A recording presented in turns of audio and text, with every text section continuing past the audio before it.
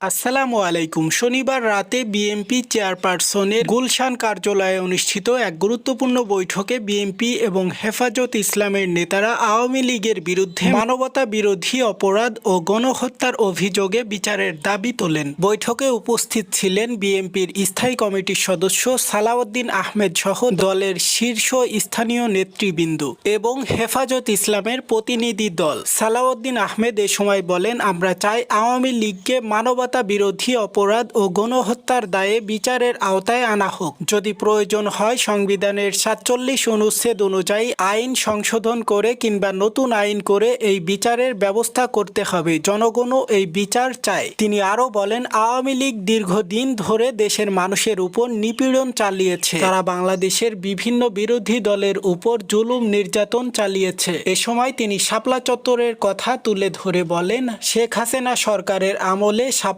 চত্বরে হাজারো মুসলিম ভাইকে নির্মমভাবে হত্যা করা হয়েছে। উক্ত বৈঠকে ডিসেম্বরে নির্দলীয় সরকারের অধীনে একটি অবাধ ও সুষ্ঠু নির্বাচন অনুষ্ঠানের রোডম্যাপ তৈরির দাবি তোলা হয়, যেখানে বিএনপি ও হেফাজত উভয় দলই একটি শক্তিশালী বিরোধী জোট গঠনের উদ্যোগও একমত হয়েছে বলে জানা গেছে। আপনার কি মনে হয় বিএনপি ও হেফাজতের জোট ও ঐক্য কি টিকে থাকবে?